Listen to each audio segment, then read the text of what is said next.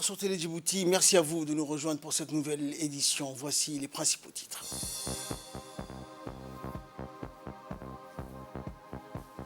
Le président de la République a reçu aujourd'hui le conseiller à la Cour royale du Royaume d'Arabie Saoudite. Et au moins 20 morts dans un naufrage sur le lac Victoria en Ouganda. Voilà pour les titres, bonjour à tous. Le président de la République, Ismaël Omar Guelleh, a reçu aujourd'hui en milieu de matinée au Palais de la République le conseiller au cabinet royal saoudien, Ahmed Qattan, porteur d'un message verbal du roi du Royaume d'Arabie Saoudite et gardien des deux lieux saints, Sa Majesté Salman bin Abdelaziz Al Saoud. Le déplacement de Ahmed Qattan à Djibouti s'inscrit dans le cadre d'une tournée officielle dans les pays de la région, conviés à apporter leur appui à un double projet saoudien, l'organisation de l'Expo 2003 et la tenue d'une série prochaine de sommets internationaux. L'audience servit ensuite de cadre aux deux parties pour passer en revue les relations d'amitié et de coopération entre les deux pays et les deux peuples, ainsi que l'état d'avancement des partenariats stratégiques que les deux nations entretiennent dans plusieurs secteurs névralgiques de développement, dont la sécurité alimentaire, la lutte contre le stress hydrique et le développement portuaire. La République de Djibouti et le Royaume d'Arabie Saoudite entretiennent des relations privilégiées tissées par le fil de l'histoire, l'appartenance à la même région et le partage d'un socle commun de valeurs et de culture. Le ministre des Affaires étrangères et de la coopération internationale, Mahmoud Ali Youssouf, à coopération internationale par intérim et ministre des Affaires musulmanes et des biens Waqf, Moumin Hassan Barré, et le directeur du département arabe au sein du ministère djiboutien des Affaires étrangères et de la coopération internationale, Mohamed Doual Walié, ont pris part à cette rencontre.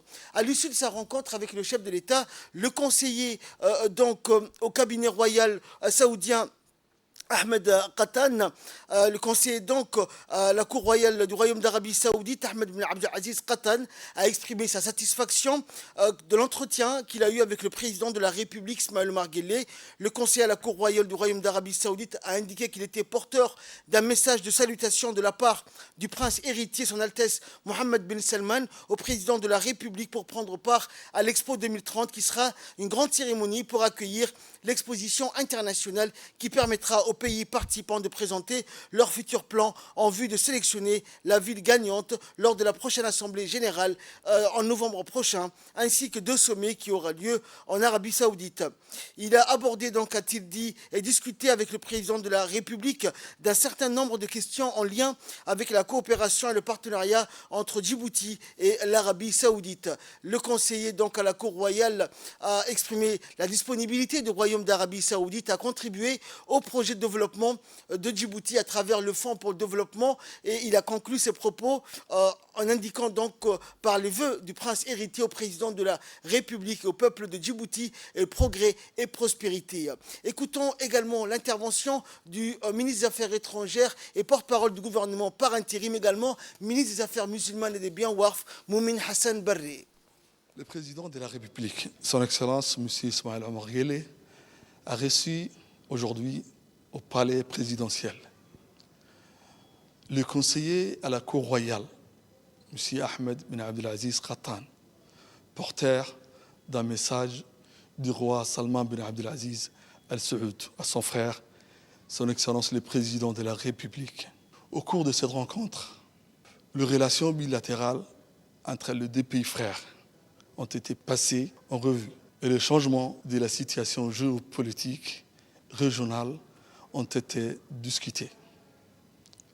Cette visite est en lien avec les discussions régulières sur les questions d'intérêt commun entre nos deux pays respectifs, notamment l'organisation de l'Arabie Saoudite, l'Expo 2030. La République de Djibouti et l'Arabie Saoudite entretiennent des relations excellentes dans tous les domaines, ce qui nécessite une concertation et une coordination permanente pour consolider la paix et la prospérité et faire face aux défis majeurs régionaux.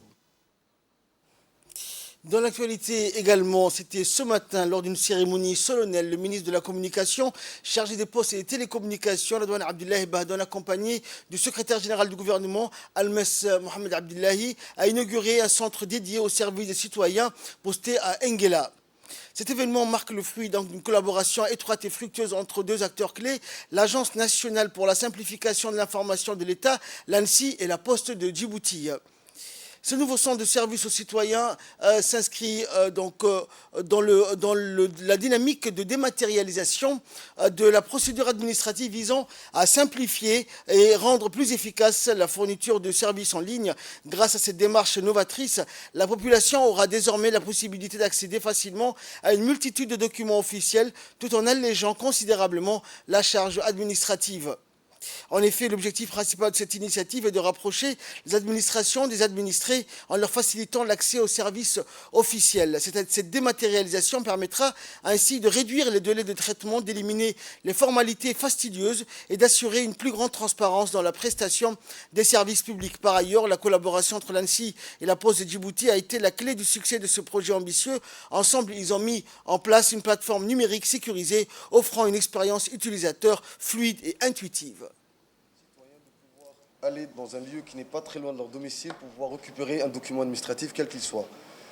À partir de là, la poste ou les postes ont été le service public le plus adéquat pour ce projet. La Poste de Djibouti dispose de 11 agences sur tout le territoire, dont 5 dans la capitale de Djibouti. Historiquement, ces agences sont présentes depuis une bonne cinquantaine d'années. Cette proximité avec les citoyens et avec les Djiboutiens fait que les postes sont les partenaires principaux, on va dire, des établissements publics. Notre rôle est d'être un carrefour pour les citoyens et pour les usagers. Suivant également l'intervention du secrétaire général du gouvernement. Ce centre de services est aujourd'hui plus qu'un simple site administratif, car il représente une plateforme qui concentre de nombreux services qui seront rendus aux usagers. À ce titre, il s'inscrit donc dans notre ambition de rapprocher les administrations des usagers en simplifiant et en optimisant les démarches administratives. L'amélioration de la relation entre l'administration et les citoyens est l'un des principaux chantiers de la réforme et de la modernisation de l'administration. Et pour cela, donc, il convient d'améliorer la relation de nos administrations et de renforcer les liens et les outils de communication. Ce centre donc est conçu, comme l'a souligné le directeur général de la Poste, pour faciliter de nombreuses démarches administratives et il permettra donc la délivrance du document officiel.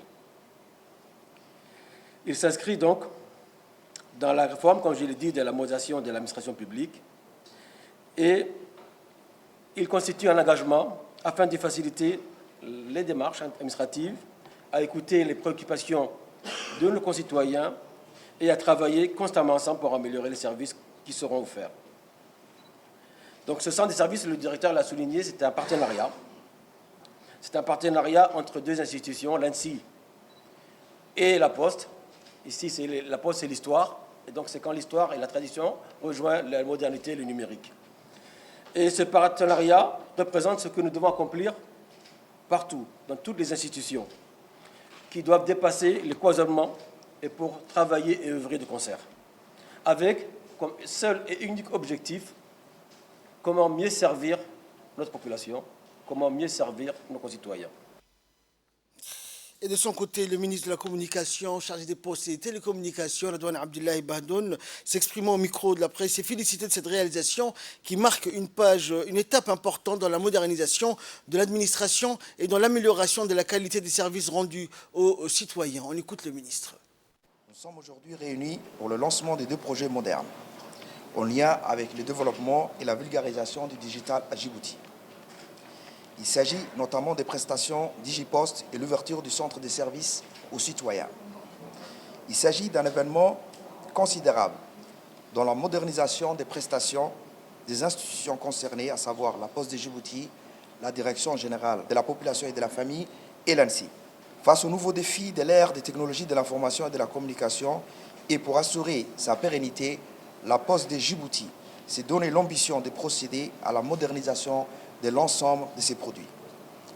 Et ceci a eu pour conséquence le score réalisé par la Poste de Djibouti dans le classement annuel des services postaux de l'Union postale universelle.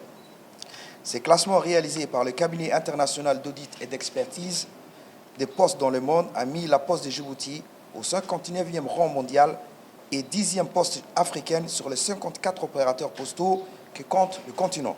La place de prédilection qu'occupe le numérique dans le programme du président de la République, son Excellence Al-Hajj Ismaïl Omar Guelleh, pour booster le développement du pays sur tous les plans, le ministère de la Communication et des Postes et Télécommunications ne manquera pas d'influencer les autres départements ministériels dans la voie de la dématérialisation de leur correspondance avec les usagers pour un service public efficient.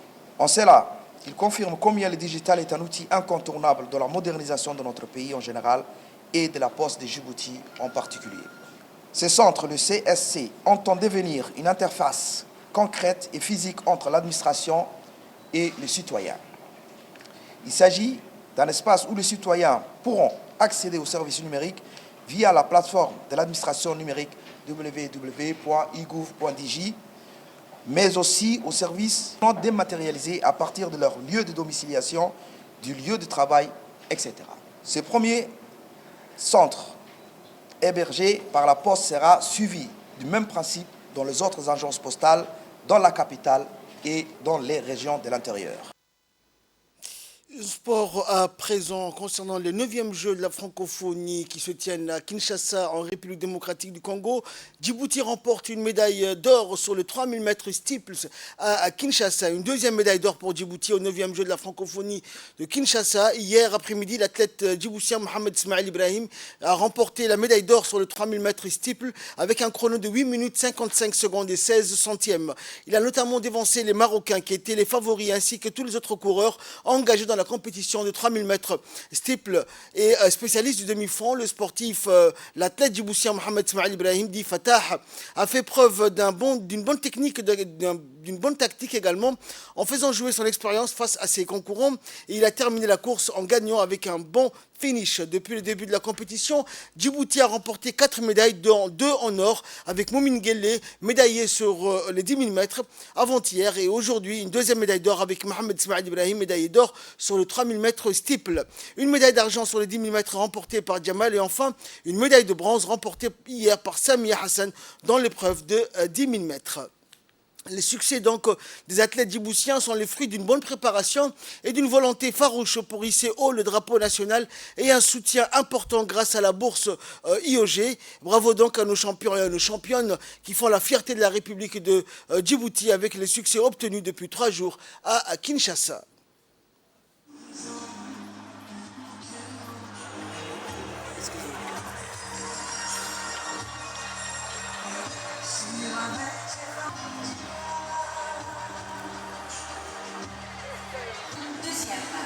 Médaille d'argent représentant le Maroc, Mohamed Tidouf.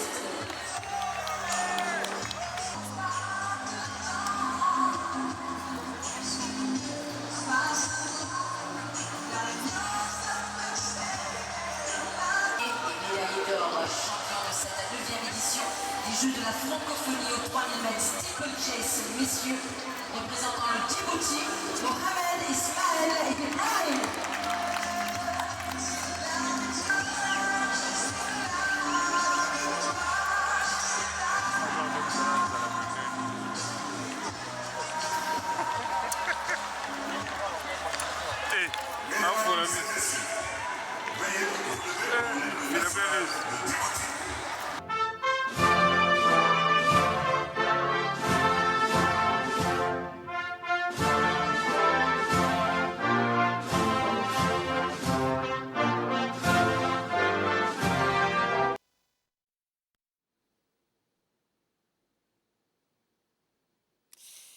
Et dans l'interview qu'il nous a accordée donc à l'issue de sa remise de médaille, l'athlète Mohamed Ismail Ibrahim a indiqué donc qu'il était fier de participer et d'avoir remporté donc le 3000 mètres steep et décroché une médaille.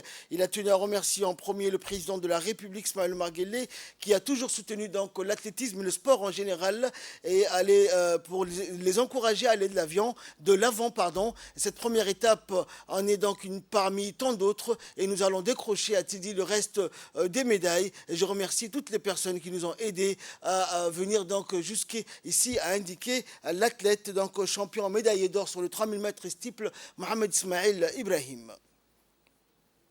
Écoutons également l'intervention du président de la fédération d'athlétisme, de la fédération djiboutienne d'athlétisme, Saïd Ismaël. Moi, je voulais profiter de cette occasion qui me présente aujourd'hui pour parler de l'athlétisme.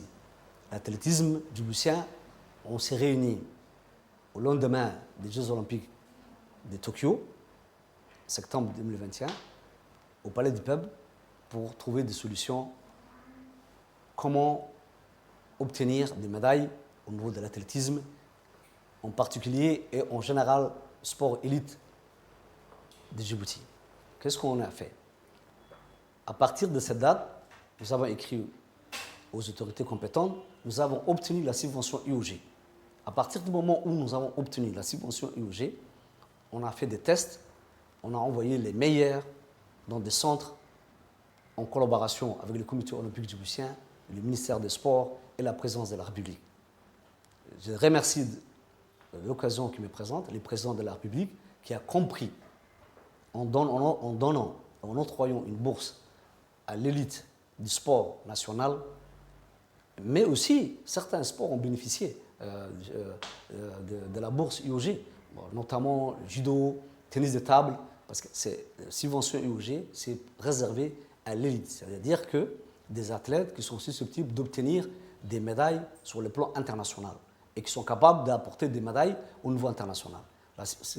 Cette subvention nous a permis de mettre en stage nos athlètes à Addis Abeba toute l'année.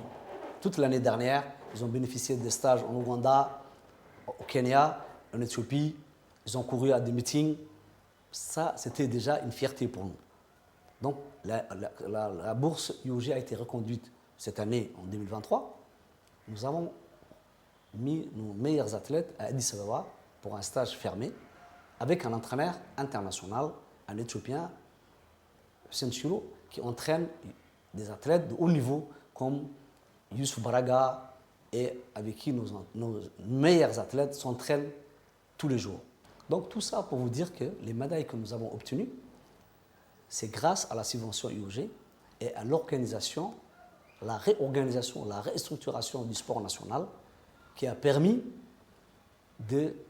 d'obtenir des résultats sur le plan international.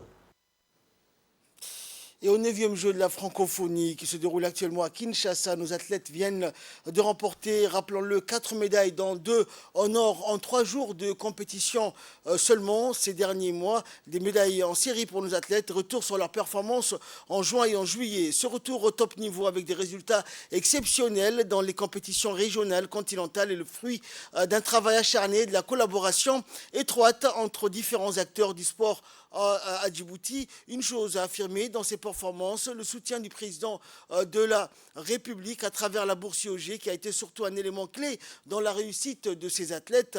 Avec ces performances, l'avenir du sport est très prometteur à Djibouti, mais pour certains observations, donc c'est le signe d'un retour vers la grande épopée donc du fameux trio Ahmed Saleh, Roble Jama et Sharmaki Abdullahi qui ont fait vibrer le cœur des Djiboutiens grâce à leur performance exceptionnelle.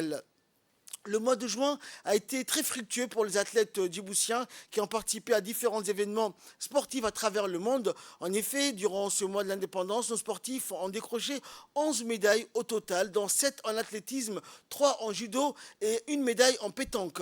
En athlétisme, nos sportifs ont encore une fois brillé. Ainsi, au grand meeting de Dakar, nos athlètes Zaoura Ali et Fathia ont réalisé une performance exceptionnelle en remportant respectivement la médaille d'or et d'argent dans la série de 800 mètres. Et de leur côté, Muhyiddin Abdi Ouaïs et Hussein Sougi Aden ont également brillé en remportant l'or et l'argent sur les 5000 mètres. En Tunisie, pour les U23, le jeune Ayal les domine les 1500 mètres en décrochant l'or, tandis que la jeune Habon se contentait de la médaille d'argent dans les 5000 mètres. Au semi-marathon de Hargeisa, le jeune Aden Waberi Darar a décroché une médaille d'argent. Il faut souligner la brillante victoire à Marrakech, au Maroc, de Fatah, qui a décroché la médaille d'or sur les 5000 mètres, et son compatriote Sougué complétait donc le podium en finissant deuxième, synonyme d'argent. Mais ce n'est pas tout, car nos sportifs ont également été présents lors de l'Open de Niamey, qui s'est déroulé au Niger. Alexandre Hussein, le jeune Al-Jasser Radouane ont ainsi obtenu chacun une médaille d'or, tandis que chez les filles, la jeune pépite Malak a obtenu dans sa catégorie en décrochant la médaille d'or également. Grâce à toutes ces performances, nos champions et championnes sont confiants pour obtenir de nouveaux succès dans les compétitions internationales à venir et aspirent déjà à participer à ce grand rendez-vous sportif tel que les Jeux Olympiques prévus en 2024 en France. Et bien sûr, la République de Djibouti et les supporters les encouragent et les soutiennent dans cette quête de l'excellence sportive et de la représentation de notre pays sur la scène mondiale. Poursuivons toujours dans ces 9e Jeux de la francophonie, parlons cette fois-ci culture et hip-hop. Le style, la classe, le chic, la sapologie djiboutienne étaient sur scène à la place de l'échangeur de l'imité de la ville de Kinshasa. En effet, 13 groupes venus de différents pays francophones ont concouru à la seconde épreuve de hip-hop. Parmi ces pays, on note entre autres la Roumanie, Djibouti, Madagascar, la RDC, le Tchad, Cameroun, le Canada, la Wallonie, Bruxelles, Togo et Sénégal. La République de Djibouti a été représentée par le groupe J-Dance, des jeunes artistes talentueux, spécialistes en hip-hop freestyle. Il est à noter que la participation de Djibouti à cette discipline artistique qu'est le hip-hop est une première au jeu de la francophonie, et après une première épreuve où les groupes se sont présentés seuls sur scène, la deuxième partie du concours a opposé les participants sous forme de battles libres. Lors de ces battles, les danseurs djiboutiens ont affronté les danseurs de la Roumanie, dont chacun a présenté un show d'une durée totale de 6 minutes. Nos jeunes danseurs de J-Dance ont préparé pendant de longues semaines leur chorégraphie et combinaison afin de présenter le show le plus spectaculaire et le plus original. C'était le 2 juillet 2023 face à un public venu nombreux. Et un atelier national consultatif d'examen du rapport provisoire relatif à la gestion du statut de réfugié dans la région de l'IGAD, ainsi que du cadre politique de l'IGAD sur la protection de réfugiés s'est ouvert à Arta. Cet atelier de 2 jours mobilise donc des experts et des cadres de l'IGAD, ainsi que des responsables et des techniciens de l'ONARS. Fathia Aboubakar Alouane, directrice de la division de la santé et de développement social de l'IGAD, a procédé à l'ouverture officielle de la rencontre. L'occasion pour elle de rappeler l'objectif de cet atelier qui vise à recueillir les précieuses contributions des États membres de l'IGAD afin d'améliorer la qualité et la pertinence des contenus du rapport sur la gestion du statut et la protection des réfugiés. Elle a indiqué que l'IGAD organisait une série de consultations nationale dans chaque État membre de l'IGAD en vue d'un atelier régional de validation du rapport final.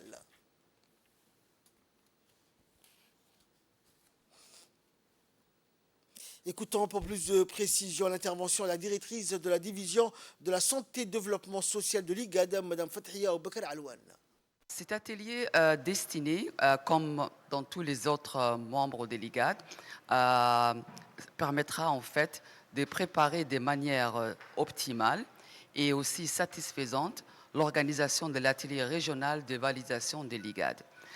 Ces documents en fait qui vous ont soumis pour être examinés, en fait on s'attend que vous les examinez de manière méticuleuse et aussi substantielle, et qui doivent aussi revêtir d'un intérêt essentiel pour la protection des millions de réfugiés que nos États abritent sur leur territoire respectif, ainsi que pour notre regroupement régional.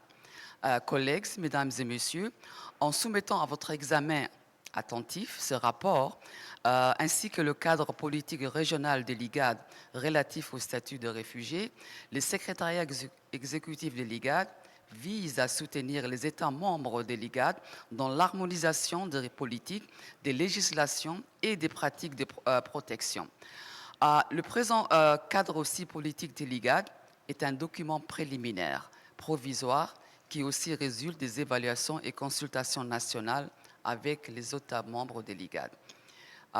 L'édit aussi document qui vous est soumis vise aussi à identifier les défis communs et aussi les bonnes pratiques, tout en essayant aussi de cerner les domaines prioritaires en matière de protection des réfugiés, et ce aussi en tenant compte de la perspective régionale. Et enfin, pour clore l'actualité nationale dans l'optique de promouvoir la qualité des produits mis sur le marché national, l'Agence djiboutienne des normes et de la qualité poursuit donc sa campagne de surveillance du marché. Les contrôleurs de l'ADN et les inspecteurs assermentés se sont rendus dans les différents points de vente grossistes et détaillants des produits alimentaires à la place afin de contrôler les mentions de l'étiquetage, la condition de l'hygiène des stockages des produits alimentaires, les bonnes pratiques de la chaîne de froid. L'Agence des normes est le seul organisme national de référence en termes de la promotion de la qualité des produits et services. Aussi, l'Agence des normes informe que ces activités sont des travaux de sensibilisation aux problèmes liés à la qualité des produits et aux droits et obligations des consommateurs et se poursuivront durant les jours à venir. Et dans l'actualité internationale, à présent, en Ouganda, naufrage au lac Victoria, 20 morts donc, et au moins 20 personnes sont confirmées mortes près d'un bateau de transport de marchandises qui a chaviré mercredi sur le lac Victoria dans le sud de l'Ouganda. 9 passagers sur les 34 que comptait supposément l'embarcation ont été secourus et des opérations se poursuivent pour rechercher d'éventuels survivants. Le bateau qui transportait des sacs de charbon de bois, des aliments frais et du poisson, entre autres, s'est renversé et la police a appelé la population qui voyage sur l'eau à toujours porter des gilets de sauvetage et à ne pas surcharger les navires. C'est tout pour cette édition. Merci à vous de nous avoir suivis. Excellent après-midi sur Télé Djibouti.